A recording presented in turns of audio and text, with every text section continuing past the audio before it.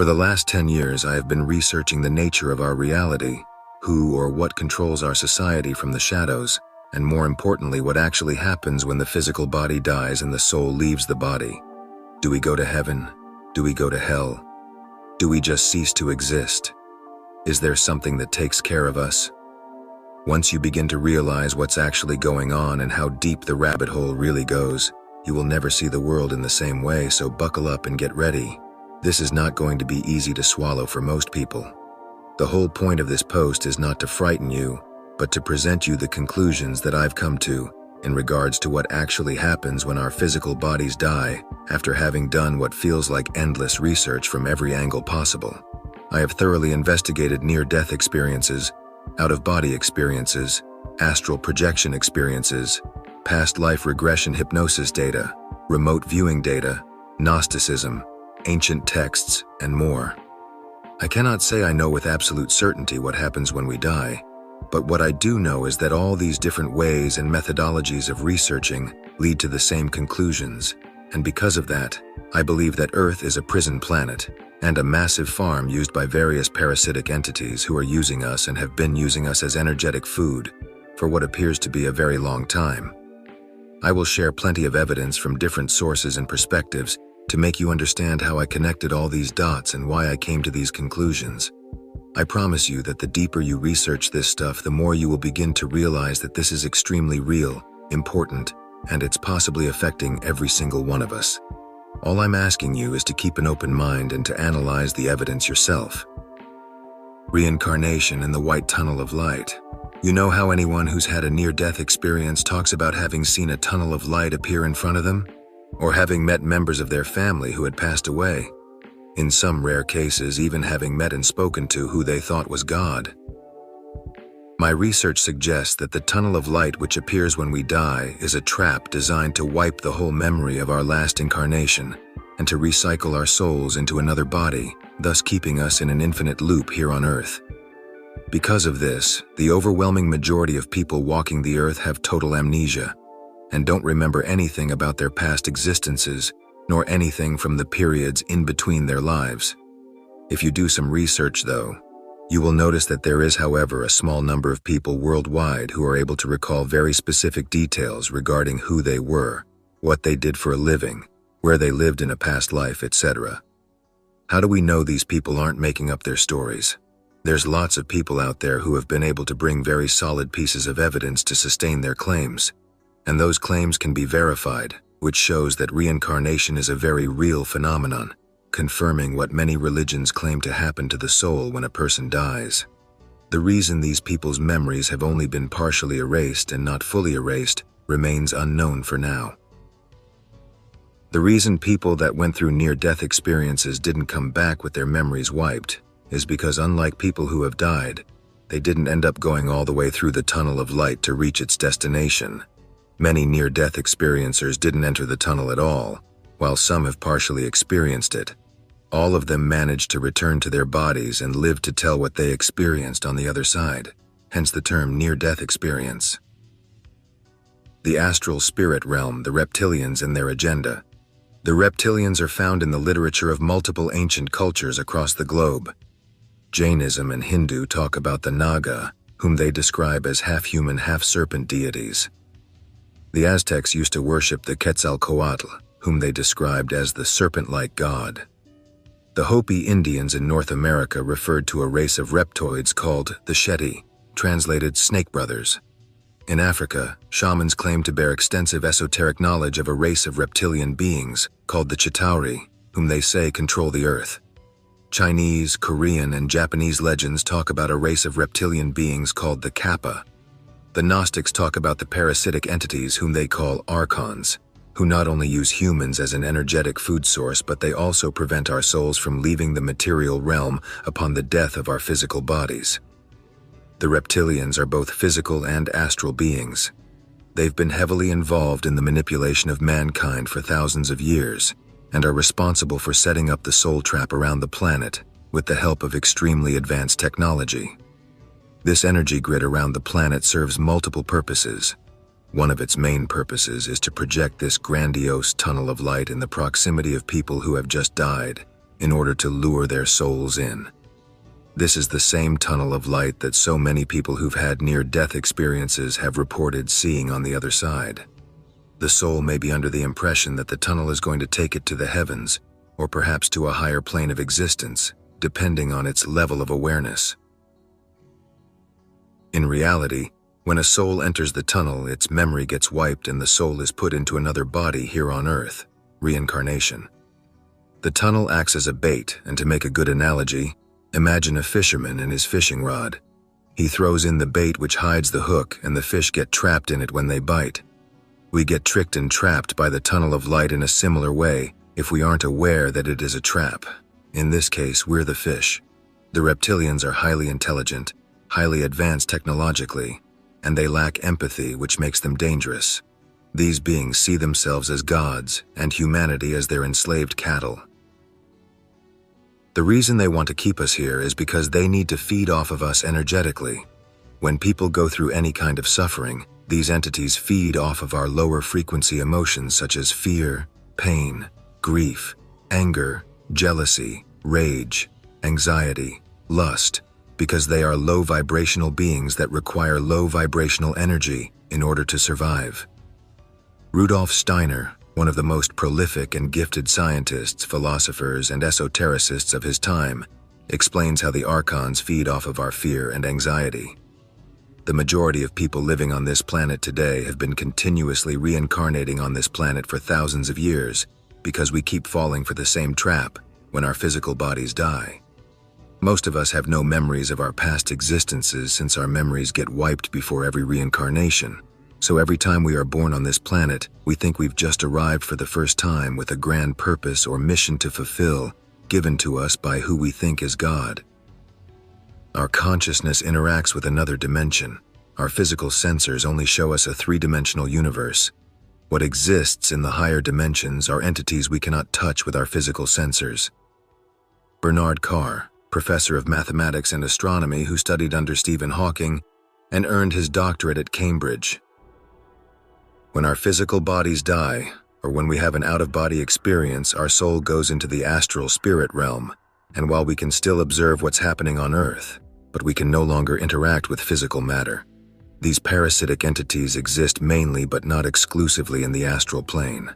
It's crucial that we become aware of the fact that these entities who are masters of deceit play God in order to trick us into accepting reincarnation and thus having our memories wiped, convincing us that it's in our best interest to do so. How are they able to do that, you may ask? When we're out of our bodies, the laws of physics as we know them no longer have the same effects upon us as we find ourselves in a different realm in which we are able to do things that would be impossible in the physical world. Our souls are pure energy, so in the astral spirit realm, we can change the shape of our astral body, spirit, into anything we want by simply willing it to happen, because unlike in the physical world, we can use our consciousness to manifest a different looking body in an instant when we're in the astral plane, since we are no longer affected by physical laws and limitations. We can also fly around or teleport by simply using our intention to do so. We can even go to higher vibratory realms, where the real good-hearted beings live, if our vibration is high enough. If you want to find the secrets of the universe, think in terms of energy, frequency, and vibration. Nikola Tesla. If you understand that in the astral, any entity can change the shape of its astral body into anything it wishes to, then you realize that even the most malevolent entity possible can present itself to you in a different form, to trick you into thinking you're speaking to God or to your guardian angel, or even to one of the members of your family who had passed away. They do this because they know you'd put your trust in these religious figures or in the familiar faces, and once they gain that trust, they can easily manipulate you into doing things that are not in your best interests at all. They masquerade as beings of light that emanate a fake sensation of love and peace to make you think they're the good guys who are there to guide you and to give you your next mission to fulfill. This is mentioned even in the Bible, and no wonder, for Satan himself masquerades as an angel of light, 2 Corinthians 11:14. Afterlife tricks and scams.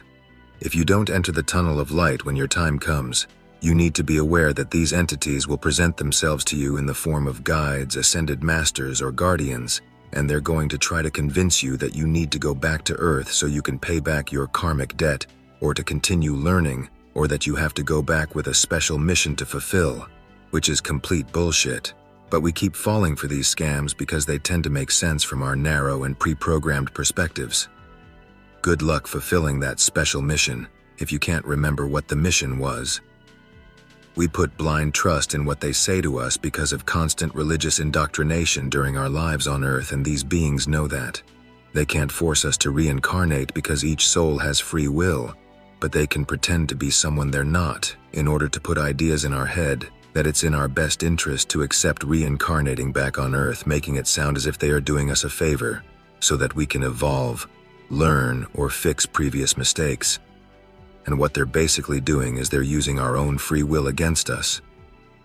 The real purpose of continuous reincarnation is soul enslavement disguised as spiritual evolution. A free will decision is impossible without memory and information. Because our memories are being wiped after each lifetime, many of us live under the illusion that we're currently living our first life on this planet and we came here to learn. Learning about life on Earth and experiencing it would be useful if we didn't lose our memories after each lifetime. But it doesn't matter what we learn over here as long as everything gets erased after each reincarnation, and we have to relearn everything from scratch over and over again in an endless loop. Earth is a prison planet camouflaged as a cosmic school. This idea of a cosmic school has been going around in order to trick souls into wanting to come and stay here in order to learn. This whole matrix is designed to drain our energy, wipe our memories over and over again, and keep us trapped. Many people that went through near-death experiences even recall being accompanied by a loving angel who showed them their life review. The reason the entities show us life reviews is so we can relive certain moments from our lives in which we made certain mistakes, and by reliving those moments, feelings of guilt, shame, and remorse are being generated inside of us, making us want to compensate for them. These beings then use these feelings against us, telling us things such as, "You have made these mistakes. You have to go back to fix this and that." Nobody is perfect and we all make mistakes, so their emotional manipulation scam will never end if you buy into it. Because being human, it's impossible to not make what we perceive to be humanly mistakes. This near-death experience, for example, shows how one woman is shown not one, but 2 fake life reviews in order to convince her to go back. New Age believers who promote calling upon your spirit guides, guardian angels, ascended masters, and religious figures for help are actually doing huge damage to themselves and to all of humanity, and they are not even aware of it. You are everything you need to succeed. You are a powerful creator being, and you don't need to give your power away to anybody. Why is Source Energy, the creator of this universe, allowing all this to happen? Each being in this universe, whether malevolent or benevolent, has free will. Ask yourself, why are we humans allowed to enslave the animals here on Earth? Why are we allowed to slaughter more than 3 billion animals on a daily basis? Why are we allowed to keep animals locked up in farms and cages until the day they die? Why are we allowed to be so cruel to the other forms of life? Why? Because we, just like these entities do, have free will. From our perspective, we do these things because we need something from them, which is energy in the form of physical food. We think we are entitled to do what we do because we are superior to them and because we need to survive. We perceive these things to be normal and part of life. From the perspective of the animals, however, if they were aware of it, we would be their reptilians, since we operate just like them. But we never see ourselves that way. We don't think we're the bad guys because all we do is try to survive. The entities don't see themselves as the bad guys either, since they're also trying to survive. What we do to the animals is almost exactly what these beings do to us, and they need to keep us imprisoned here to feed off of us, just like farmers keep their cattle locked up in farms and stables to get what they need from them. The perspective of Gnosticism and Buddhism. The word Gnostic comes from the term gnosi in Greek, which means knowledge. The Gnostics were a group of people who seek to reveal the truth of the supreme essence of the divine, thus overthrowing false beliefs of society and life in general. They say that humans are divine souls trapped in the physical world and that the only way one could attain salvation from this place is not through worshipping the demiurge, the false god of religion, but through gaining secret esoteric knowledge about who you really are, where you came from, and about how these parasitic entities operate, which will eventually set you free from this physical world in which your soul is trapped in. In the Gnostic texts, they talk about the parasitic entities whom they call archons, who not only use us as an energetic food source, but they also prevent our souls from leaving the material realm upon the death of our physical bodies. The Gnostic texts describe at length the manipulation of humankind by what they call non-human archons or rulers. The soul trap is also mentioned in the secret book of John, which confirms the information coming from other sources. Buddhism teaches that reincarnation is an endless cycle of suffering, the wheel of samsara, that can only be broken by achieving enlightenment. In other words, we are stuck in a reincarnation cycle where we are bound to continuously suffer one way or another, life after life, until we spiritually wake up and break free from the reincarnation cycle. Evidence #3. The perspective of remote viewing. Remote viewing or extrasensory perception was developed in the 1970s by the CIA and was used for espionage purposes. Remote viewing is the ability of a human being to perceive information and imagery of remote geographical targets, regardless of time and space. While this is a natural ability, it is very hard to do without training. Here is a tutorial that teaches you the basics. People who effectively use remote viewing aren't special. They are simply highly trained individuals, and anyone can learn how to do it. Farsight Institute has some of the best remote viewers on the planet today. Amongst many different projects, they have investigated the afterlife and the reptilians using remote viewing techniques.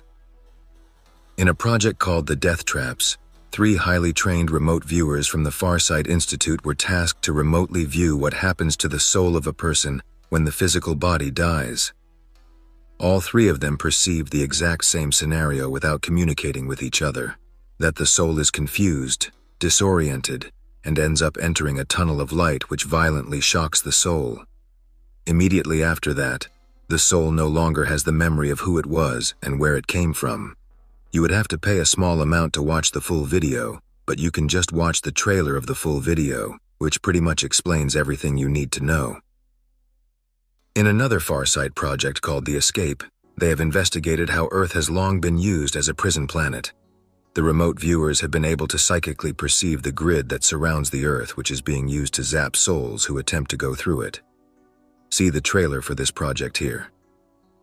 In many other remote viewing projects made by Farsight Institute, such as Area 51, Oumuamua, Zeus, The War in Heaven, among others, they have often psychically perceived these aggressive, evil-looking reptilian beings with psychopathic minds who always try to control, conquer, and manipulate other beings. The reptilians seem to be always invading, subverting, and manipulating less advanced races, using their technology for control and domination. Brett Stewart, another skilled remote viewer along with his team, they have nothing to do with Farsight Institute, have also investigated the afterlife. Their afterlife project is called Moksha, which means freedom from the reincarnation cycle in Hindu. Him and his team have reached very similar conclusions about the afterlife, which only makes the information coming from Farsight's remote viewers seem even more credible. Brett and the other 3 trained remote viewers have remote viewed their target, Moksha, blindly. None of the remote viewers have communicated before or during the experiment, and only shared their findings and common denominators when all the remote viewing data was already collected. They have found a fence or grid around a place that acts as barrier that traps people or objects, an object that squeezes tightly around the globe. The souls are being fractionated, rendering them confused and angry. Something is being taken from them. Note: the CIA has declassified numerous documents proving the existence and use of remote viewing. Evidence 4. The perspective of Robert Monroe. Robert Monroe was the father of out-of-body experiences and astral projection. After having had out-of-body experiences for more than 30 years, Monroe discovered that our reality is used to create and harvest what he calls louche energy, negative, low vibrational energy. He claims that this universe has been enslaved for the production of louche energy by the parasitic beings whom he calls archons, who see themselves as rulers and humanity as their enslaved cattle. Monroe believes that the only way to end the ongoing enslavement of sentient beings is to refuse reincarnation. Robert Monroe also claims that another source of louche is humans' worship of gods. Note: the CIA has declassified numerous documents proving the existence and use of astral projection and out-of-body experiences, this being one of them. Evidence 5. The perspective of David Icke. For the last 30 years, David Icke has been a full-time investigator into who and what is actually controlling our society from the shadows. David Icke believes that the universe is made up of vibrational energy and consists of an infinite number of dimensions. His vast research suggests that an interdimensional race of reptilian beings have hijacked the Earth and continuously manipulate global events in order to keep humans controlled and in constant fear. In this video, David talks about how the reptilians control our society, why the human eye is unable to see them, and how they use us as an energetic food source. David Icke talking about the archons, Gnosticism, and the reptilian agenda. David Icke has written more than 20 books about how our society actually works and who runs it. His books are extremely well researched. One of his books gives detailed information about the way the reptilians operate and how they manipulate us. Children of the Matrix: how an interdimensional race has controlled the planet for thousands of years, and still does. We are born into a world controlled by unseen forces that have plagued and manipulated humanity for thousands of years. Another great book to read is Human Race Get Off Your Knees, in which he describes what he calls the Moon Matrix, a fake reality broadcast from the moon, which is decoded by the human body-mind in much the same way as portrayed in the Matrix movie trilogy. The Moon Matrix has hacked into the human body computer system, he says, and it is feeding us a manipulated sense of self in the world 24/7. Are there a finite number of souls? Why does the population of humanity continue to increase? Where do the new souls come from to make the extra billions of people that reincarnate? No, there are billions of souls in the universe. Archons trap as many as they can so they can feed off our energy. You yourself are an extremely powerful creator soul. Yes, you yourself are a god who can create things. But sadly, us and the rest of humanity is trapped within this prison. Evidence #6. The perspective of Wes Penray. Wes Penray is a researcher of metaphysics, the alien presence on Earth, the matrix that we find ourselves in, our human origins, and much more.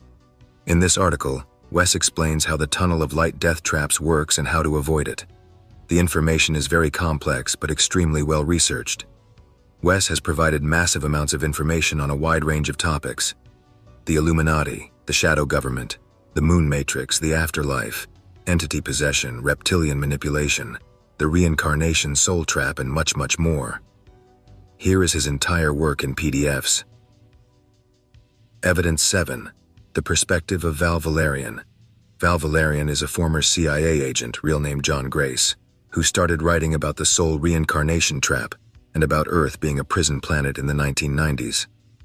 In one of his books he writes, "It is they, gray aliens, who await in the light when a human being dies. The human being is then recycled into another body and the process begins all over again, hence the light and tunnel at death trap. Scanning someone they wish to recycle as they near death, the aliens discover who the person was close to has died. They project the person's image in the white light tunnel and the image waves you in deeper. If you choose to follow, you can be trapped and sent to another incarnation of their choice. These entities view Earth as a big farm." Val Valerian. Evidence 8. The perspective of Alex Collier. Alex Collier claims to be in contact with an ET race from the constellation of Andromeda.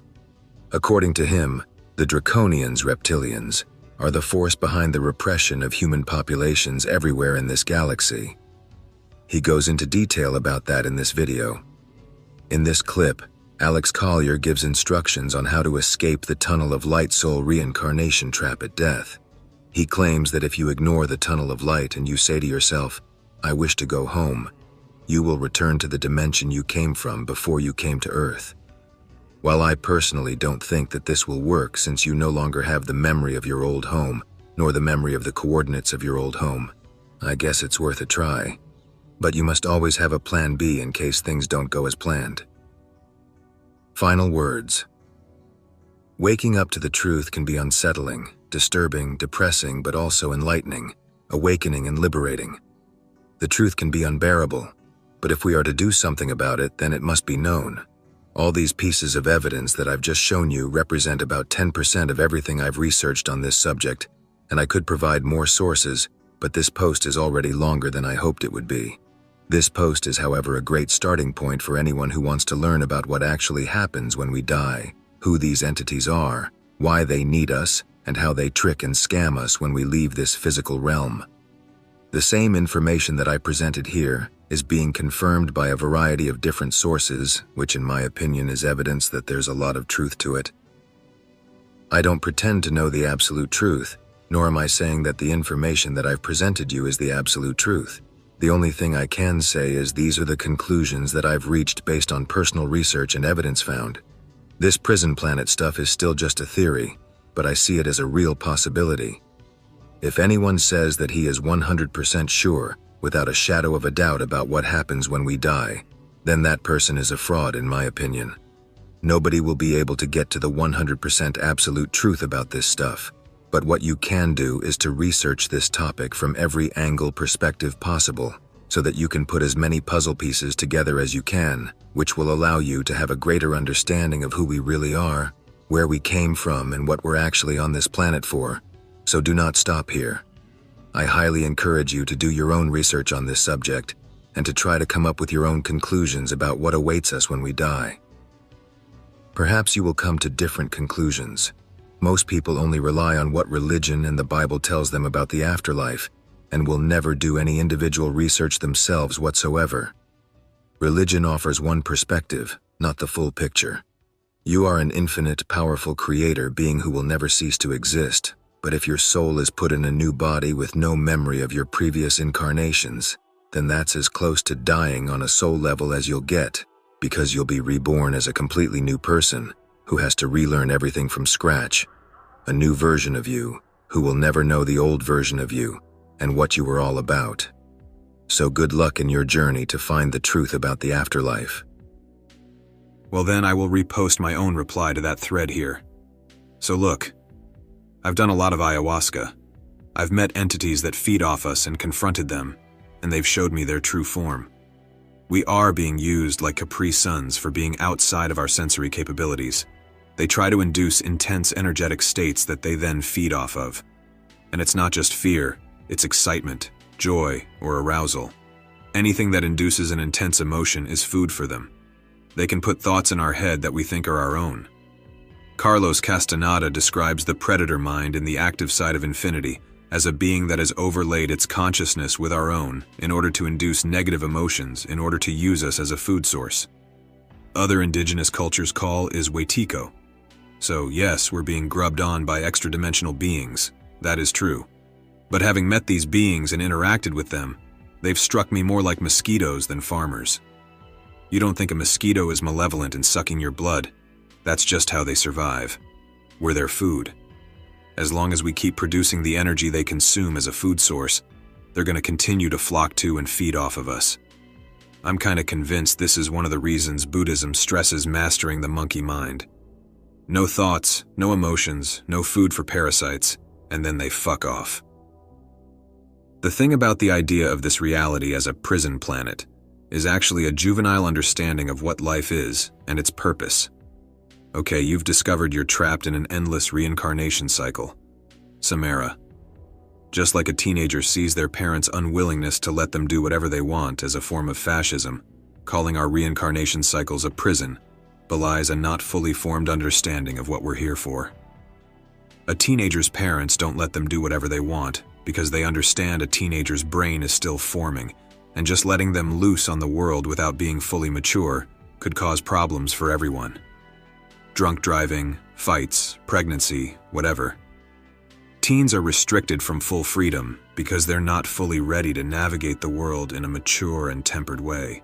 That's the reason we're still here. It's not a prison, it's an incubator. When we learn everything that's possible to learn by existing on this plane, we'll be able to exit the cycle of samsara and explore infinity without causing problems for the other intelligences that exist out there. It's not about keeping us imprisoned here to be used as food.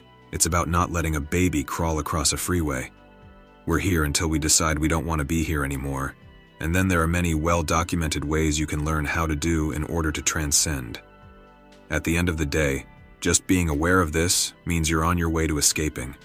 But not understanding the universe is structured on universal love, and everything is done for our benefit, to help spur on our spiritual development, means you're not ready to leave yet.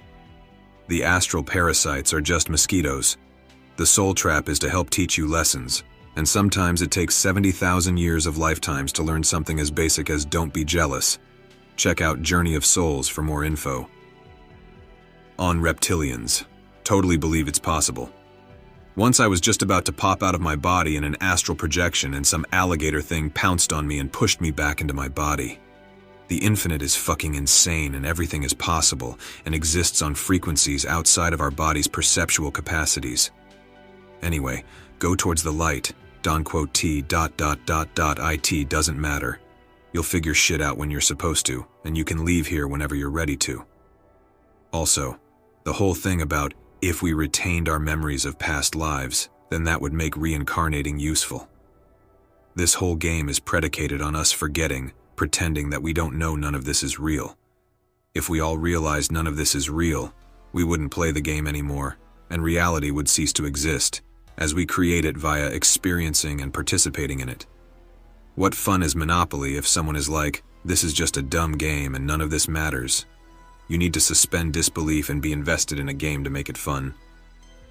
Start to think about quantum immortality and how you will eventually be floating alone in space for all of eternity in your own simulation because you can't die.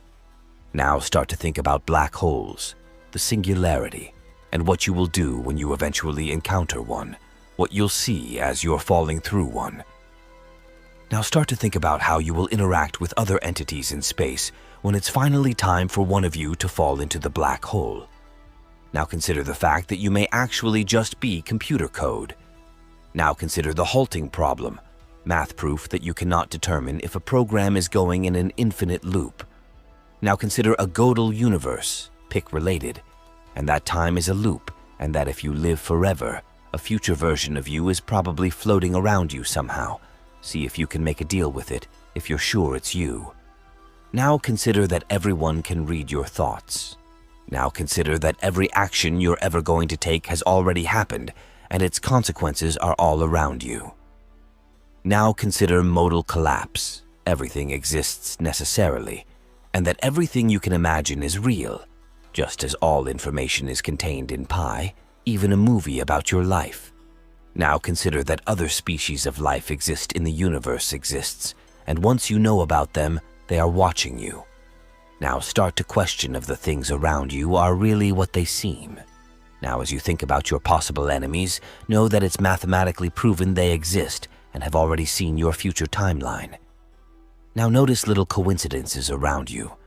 Consider that these things can read your thoughts, and now that you have a long timeline, they'll be interested in controlling you. Consider that they have technology so advanced, it will seem like magic.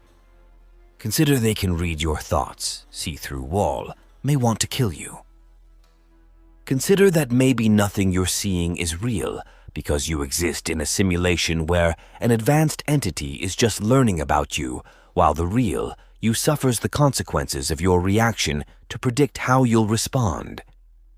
Consider these things that may want to control you by blackmailing you. Consider the fact they know what you're going to eat for breakfast in 10 years. Consider the fact that your subconscious actions spread this idea, and once everyone is thinking about this, it's more than likely something is just simulating you to see how the real you will react, and that what's right is wrong. Consider the fact that you can't trust what you're seeing with your own eyes. Consider the fact that your loved ones are not real. Consider the fact nothing is real. Consider the fact you may be being run in a short, continuous loop. Consider the fact your memories are false. Consider the fact you may not be a real person. Just like any prison, Earth had wardens, visiting hours, conjugal visits, prison uniforms, bodies, walls, Van Allen radiation belt, watchtowers, the moon, certain mountain ranges, drop-off zones, Point Nemo, etc. We also come from different parts of the universe, which is why some people feel kinship towards certain AIs and fear of others, and why visitations aren't consistent among experiences. The great escape will be by spiritual means. Our bodies will not be going, not without space marine levels of modification. We're just not made for space travel. This is why there is such an emphasis on teaching people about the spontaneous formation of life on Earth. If we stop believing that we're spiritual in nature, we will never leave Earth. The reason people hide the truth is because once the truth and the reality and implications of it set in, you will realize you've realized something that you can't know and are now in more danger because you know. You will suddenly realize clues about this truth are scattered everywhere, and everything will start to click that everything has to do with this one central idea. You will begin to learn information that will warrant you being assassinated by forces whose technology will seem like magic. You will realize that now that you know this knowledge, anyone you tell this about will get sucked into this problem and will be in danger as well. As the idea really starts to sink in, you will become more and more paranoid, dangerous, and aggressive. Eventually, at some point, you will come to an absolute conclusion that will be too much for you to bear. You will go insane, have a brain aneurysm, or will be killed by something or someone. The truth is a conclusion anyone can easily comprehend once they realize what it is. And once it clicks, everything will start to make sense, and you will start to see everything as it truly is, without hallucinogenic drugs.